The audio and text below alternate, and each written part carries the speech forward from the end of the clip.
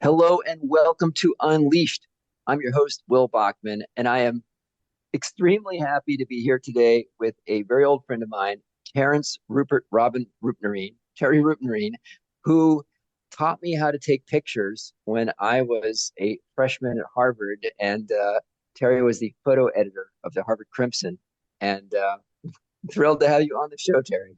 Well, thank you, Will. Thank you for inviting me. And that's very nice of you to mention our shared history in photography. I know that this is something we've been planning to do for some time, and I believe I dropped the ball on a previous chat that we had organized and booked in a couple of years ago. So I'm very glad we finally managed to get around the table, as it were. You do a type of consulting that most of the listeners on the show are probably not as closely familiar. Why don't you just start by giving us an overview of the type of work you do? Sure, absolutely. So I work in, broadly speaking, international development consulting. I'll talk a bit about the kind of different areas that one might work in that very broad field. But I've worked in that for, gosh, about 25 years now. So essentially, I work as a technical consultant on international development projects, which are projects which are typically funded either by bilateral donors or by UN agencies or by multilateral agencies like the World Bank. And increasingly, increasingly important area of the practice is work with foundations, which is something that's kind of opened up over the last 10 years, I think, probably. So what I do is provide technical services to support the projects which are essentially financed by these different sorts of entities. Just to give you a little bit of history here, there was a time when, I guess I'm talking here about sort of 30 odd years ago, 30 plus years ago, when development work was very much done kind of in-house by donor entities.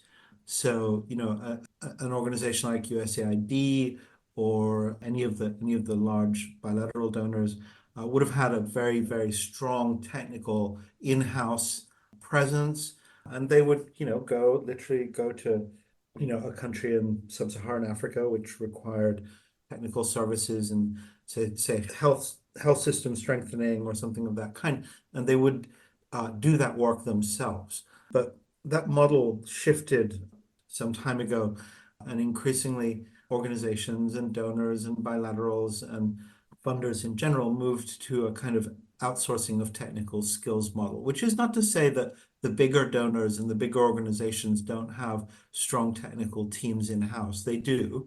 Those technical teams tend to now be oriented more towards identifying and recruiting technical consultant teams to implement their projects. So within that space, I work as a technical consultant and provide those kinds of services that are required to make those projects work and deliver the best kinds of impacts on the ground for the principally for the beneficiary populations that they're serving, but also, of course, there's a huge accountability chain because very often these projects are funded through the public purse of one country or another. So there has to be some kind of proper accountability and evaluation. So that's essentially my kind of broad practice area. But within that, I have kind of certain specializations, which I'd be happy to talk through. Within that space of being a technical consultant, I imagine there's one piece at the end, which would be someone who would run a kind of evaluation of the effectiveness of a program. But maybe you could give us an overview of the different types of roles that a technical consultant might play. Sure. The first big sort of bifurcation or the first big division into two broad areas, you might say, is into a division into implementation, project implementation and management on one side, and learning, evidence, and evaluation on the other side. These two dimensions need to fit together, but if you think about it, so the implementation side of things is to do with getting a project up and running, everything, recruiting staff, putting in inputs, designing activities, ensuring that things are run according to time, according to budget, all of those things in the best way, trying to do things in the best way possible to deliver the strongest possible impact for every dollar or euro of aid that's provided. So that's one really important side of technical consulting, is to offer skills in implementation, to say, okay, well, there is a particular education project in Uganda, which is being funded by the British government. So they're going to they're going to hire some technical specialists in education to make sure that the design of that project and the implementation of that project is well run and well done, and is most likely to deliver results. Then the other side is, as I was saying, related to kind of learning and evidence and building the knowledge base. And of course, evaluation. You mentioned evaluation of effectiveness. That's one of the dimensions of evaluation. There are several dimensions of how you might evaluate a development project. All of that kind of component of technical consultancy is also super important, because as I was saying, first of all, it's about delivering the best impact for beneficiary populations. So as an evaluator, you want to make sure that a program is delivering on time, that it's not leaking funds all over the place, that there's robust monitoring set up to make sure that change is kind of captured systematically, and that some solid, reliable, independent evaluation work stream is in place to make sure that actually it's possible to say, well, this project delivered these results, and that is a tremendously important part of all of this whole puzzle, because of course, for donors particularly donors who are channeling public funds, or indeed, donors which might be channeling stockholders' funds, it's really important to be able to say, well, this money was spent in this way, and we ensured that X number of children were vaccinated, or X number of births took place in an institutional context, which is an increase over the last few years, or whatever the case may be. But it's very, very important to have that side of things. Over my career, I've tended to work a bit more in that side of technical consulting, in the kind of research, evidence, and evaluation side of things, which I think is kind of partly an artifact of being a bit of a refugee from academia, in that I was at one point, I went to graduate school in anthropology and, lectured in anthropology for some time. And so, my kind of intellectual and academic orientation was research directed. So when I sort of moved across to development work, the sort of logical home for me, or the logical corner to be working in, was more on the kind of research, evaluation, and evidence building side. I have worked in programming implementation over the years as well, but I'd say my kind of strongest practice area has been in the research. Talk me through some examples of the projects that you've worked on. Sure. So let me give a couple of examples. So kind of early projects that I worked on. I worked in the early 2000s on a lot of what were called conditional cash transfer evaluations in Latin America. And the conditional cash transfer was a modality, an aid instrument, which was very much in favor. This sounds a bit cynical, but I think after almost 30 years in the field, one is entitled to a little bit of cynicism.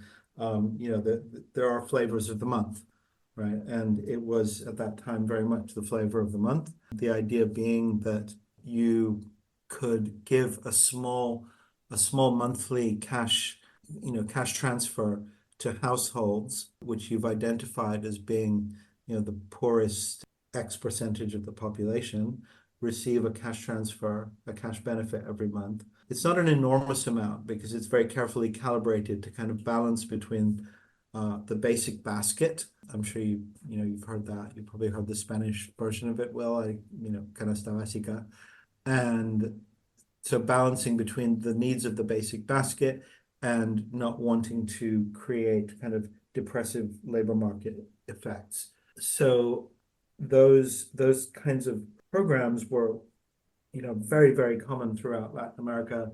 And essentially they were what they really were. And this is an interesting dimension to it. When I started off working on those, I thought they were really about providing a cash transfer and income supplement to the household. But that, as I later learned, was only part of the story. They're about social engineering. They're about trying to incentivize uptake of health and education services. So that's why they're called conditional cash transfers. In other words, the deal that you strike as a head of household is, okay, we will receive, $50 a month as a cash transfer. But in order to keep receiving that money, we commit to sending our school-age children to school and to making sure that any pregnant household members attend prenatal clinics and that any postnatal vaccination schedule is adhered to and so forth. So it's an incentivization scheme. Anyway, one of the reasons that the World Bank and the IDB, the Inter-American Development Bank, were very keen on these programs is that they're very easy to evaluate quantitatively. You can design a study to measure certain indicators, change in certain indicators, and with the right kind of regression analysis and the right sort of structure, you can actually attribute with a great deal of confidence certain changes to the program. So that's a really attractive thing for donors to be able to. The problem of attribution above contribution is really, really important for donors. So it was a kind of feverish time in that space in Latin America in those years. And I came into this as an anthropologist, wanting to look at the social side of this. And it was an interesting time because, the evaluation field at that time had been dominated by, surveys, anthropometry, highly quantitative metrics and indicators. But there was a growing awareness that there was another part of the story here and that it wasn't helpful just to know, well, there's less stunting in this community because of the program. That's great, but suppose that the program doesn't have the kinds of effects that you've anticipated, that you've hoped for. Well, then you want to know why.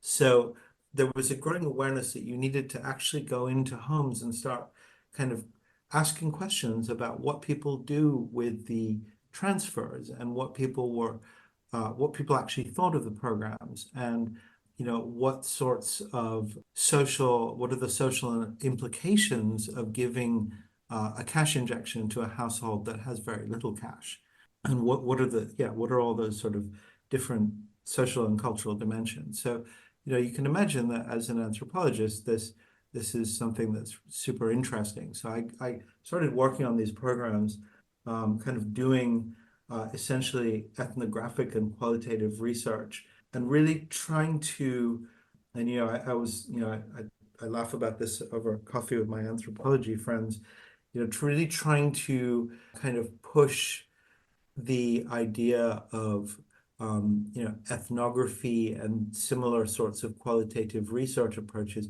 really trying to sell that idea to like World Bank people who believe in a certain have a religious belief in the power of quantitative approaches.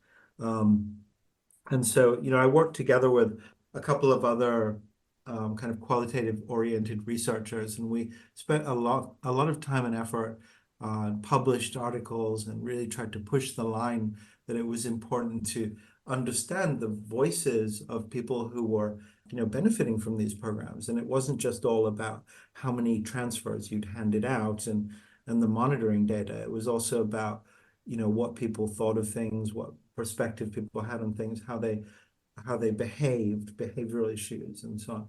But those were the projects which dominated my kind of early 2000s. I did those evaluations in in Nicaragua and El Salvador. Worked on that in Peru as well. So in quite a lot of different contexts. And essentially, what I would do is go and recruit, make some good contacts at a good local university, and then collaborate with colleagues at the local university.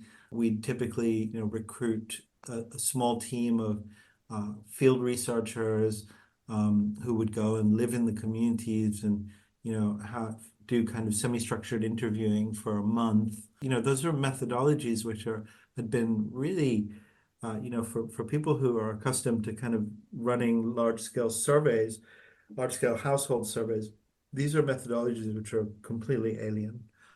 So it was an interesting time.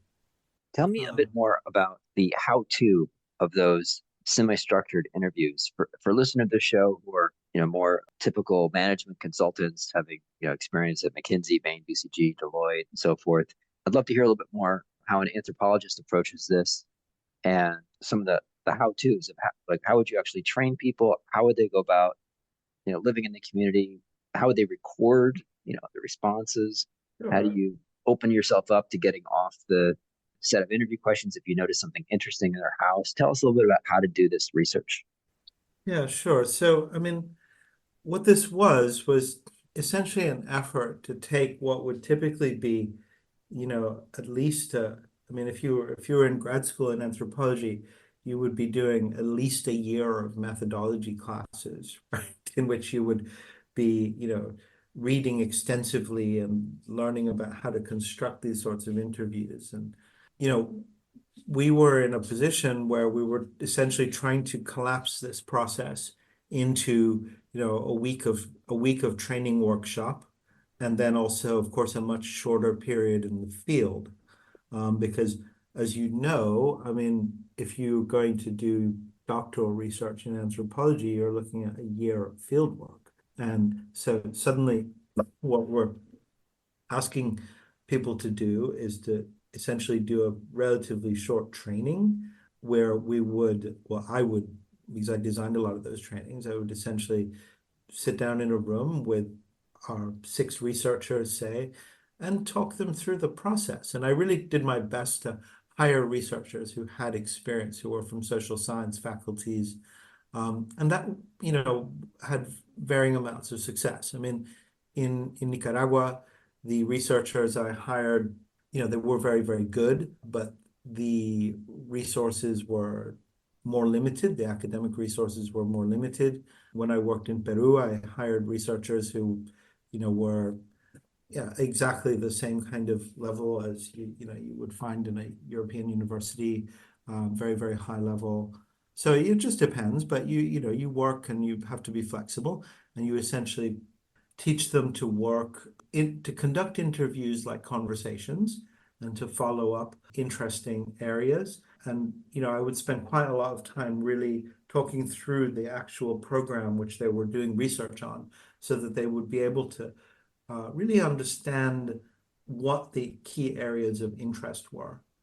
So those were, and then they would work with typically kind of written interview guides.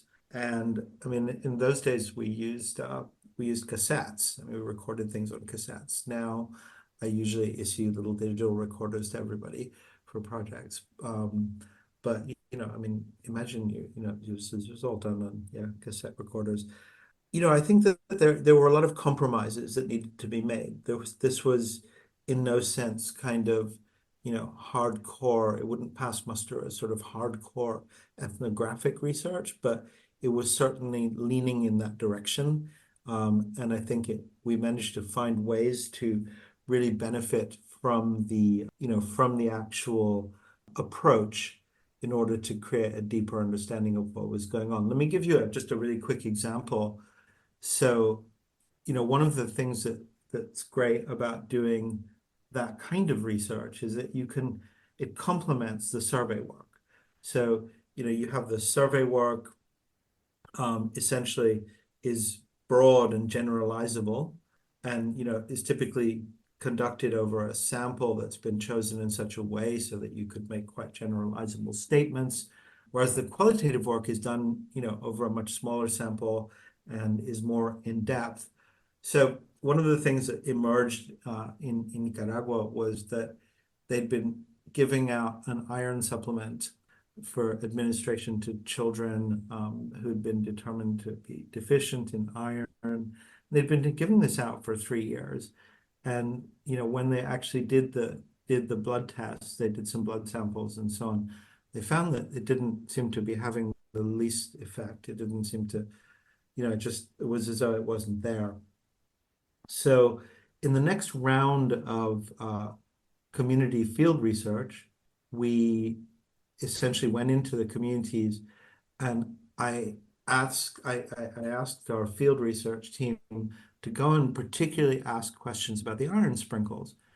And they came back with these incredible stories. But basically, the iron sprinkles had a terrible reputation because they were alleged to rot your teeth and cause stomach cancer.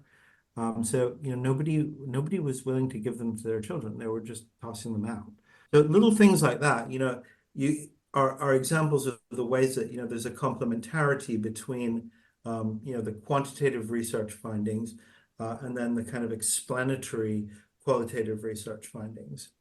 Tell me some other sorts of those sorts of insights that either on that project or other ones that have come up that were just surprising. There's a lot of, I guess, a lot of things that you find about how people do things, how people live their lives. So one of the things that comes up all over the world, I've worked on quite a lot of nutrition interventions where, kind of household research is really important because the household is where it all happens. So you really have to, go in and actually observe people preparing food and, feeding children, and you look at their, hygiene and sanitation practices, you look at their dietary diversity, you look at the meal frequency, all of those different areas.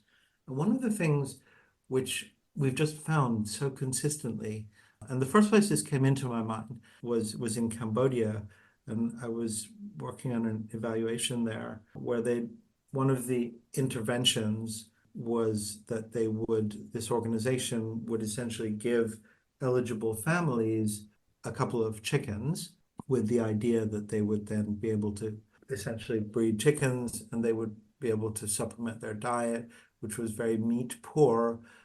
They would be able to have some eggs and chicken. Animal protein, of course, is animal source foods are, quite important in those circumstances.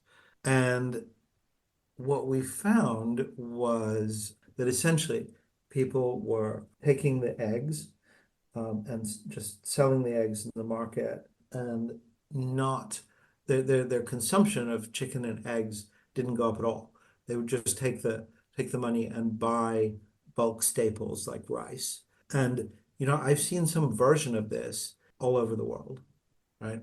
Is that most recently I was working on a project in Rwanda for UNICEF, and we found the same kind of thing that for people who are living in extremely resource constrained circumstances, very, very, close to the edge in terms of food security, the first thing that, they're going to be looking out for is sort of the bulk heavy foods, whatever the starch may be, whether that is, maize meal in some parts of Southern Africa, or whether it's like sorghum, or whether it's cassava or rice or whatever, but some kind of really filling starch. And that would effectively, whether it's economically or just in the sort of household food consumption pattern, that would displace higher quality foods. So, that was something that we found just all over the world. And I think it's a really, key learning for kind of remote area, resource constrained nutrition interventions, because if you are setting up trying to improve the diets, particularly of under 2-year-old children, then the key is, I mean, they have to have a sufficient diet and they have to have a diverse diet. And if you are basically filling them up with carbohydrates and little else, then you're going to run into problems of of stunted growth. And what really struck me about that was just the universality of it, in that, I've worked, most continents and in so many different places. And, one of the things that really comes to me after quite a long time in the field is that there's an awful lot in common. And as an anthropologist, that doesn't necessarily sit very well because we spend a lot of time in anthropology talking about relativism and the importance of specific contexts. But actually, there's an awful lot of things which are really very universal to the kind of way that human beings manage their household life. I'm curious about how you have experienced just your own personal safety. Sounds like you've worked in a wide range of countries, typically well off the tourist safety zone of staying in four-star hotels, but doing field work. Have you experienced places where you were felt physically at risk, and how have you managed your own personal safety? I worked for over most of the last 25 years, I've been an independent consultant, but I did work for a consultancy firm in the UK for a couple of years, a few years back. And one of the first things they asked you to do was what they call a hostile environment training course, where they essentially sent you off to a rural, some location in the British countryside, and we spent 3 days with some kind of ex-military types going through all the various unpleasant things that could happen to you. I should say that I don't work generally in humanitarian emergencies. So, I am not, just trying to distribute food in Gaza or, working in, a health center in Mogadishu or any of those things. So typically, the most countries that I work in are not actively at war. That said, I've worked in very, very rural areas, and my number one sort of, safety mechanism in that is just, shared humanity, because the fact is that most people in the world have no desire to do you any harm. And if you are receptive and respectful and you tread lightly in your engagement with people, and you listen and you watch and you engage with people in a positive way, then I think that in general, most places are pretty safe. Many years ago, I worked in Kosovo right after the war, and that didn't feel very safe. But again, that was an immediate post-conflict situation. There was still a lot of unexploded ordnance knocking around, and there was a lot of weaponry floating around. It just didn't feel safe.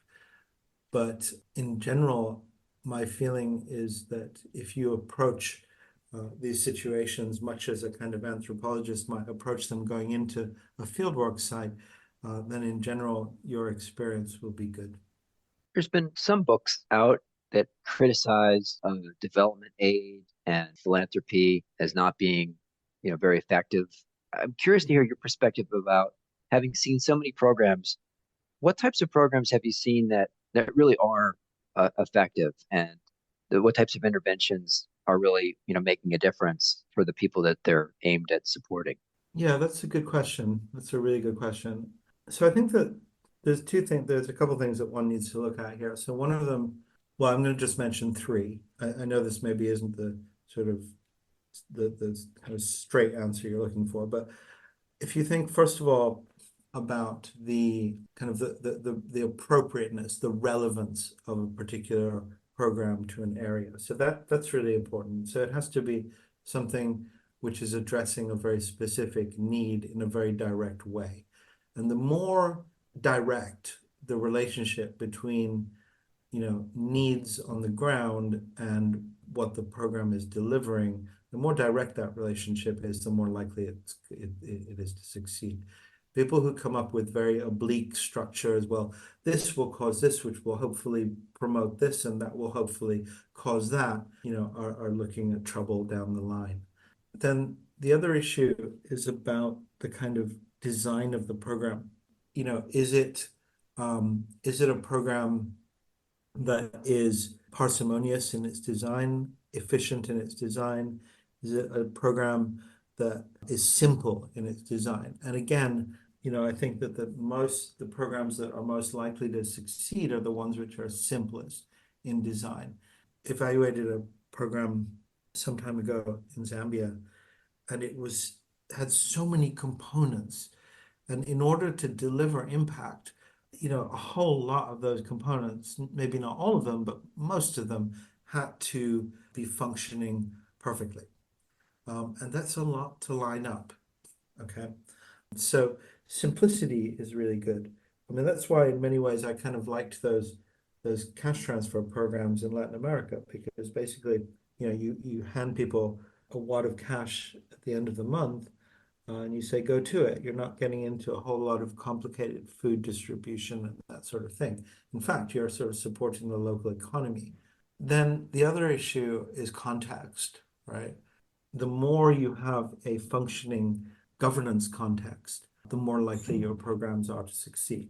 I mean, you may or may not be aware that Rwanda is considered to be a kind of development darling in that it's a country in sub-Saharan Africa, which has, as you know, been through an absolutely, ghastly genocide. Actually, I think it's 30 years ago now, but has come out of it and, kind of worked quite hard to rebuild the society in a way that functions well. So when I worked there, one of the things that really struck me was just how efficiently everything got done, right? And that's something that, I spoke to colleagues at the bank and colleagues at the UN and so forth, and their experience was the same.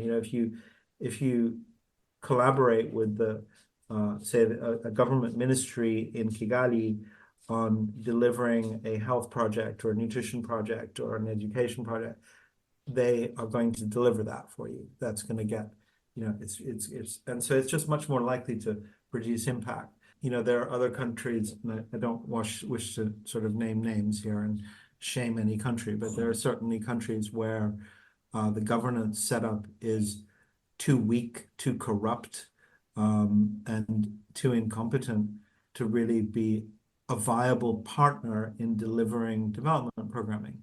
And in those places, you kind of think, well, okay, what are the options here? Do we go through a church or do we go through an NGO?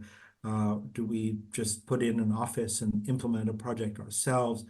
But ultimately, if you want to scale a project up so it's got really big national coverage, you generally need to involve the government. So those are some sort of key issues which make development projects succeed or fail. For listeners that want to, find out more about your work, Terry, or reach out to you, what's the best way for people to find you online? That's a tough one. Google, at the moment, I don't have a company website, and I am currently revamping my LinkedIn profile and so forth. But that kind of brings me to a point, which is that I have tended over the years to, really put a lot of emphasis on relationships and relationship building in building my practice and my business and so on. So the way that tends to work very much is that you do one project for a particular organization, and then if you've done well and they're happy with your work, they might ask you to do another project for them, or they might recommend you to some other colleagues, a different organization, and so on. And you kind of develop a network and build up a business in that way, which is one way of going about it. I know that a lot of my colleagues have kind of gone the more formal website route, but anyway, that's how I've tended to work. So, I'm happy for you to spell out my name or do something of that kind. But in general, I guess I would say kind of watch this space, and I will probably be looking at developing a more systematic online presence. Amazing. And I won't put you on the spot now, Terry, but if you would like to put together a list of books or other recommended reading for someone who's interested in this kind of technical evaluation type work for development economics, or anything related to that, we can include that in the show notes. Yeah, sure. Terry, this was so much fun hearing about your work. Thanks so much for joining today. No, thank you, Will. Thanks again for the opportunity. It's been actually really fun.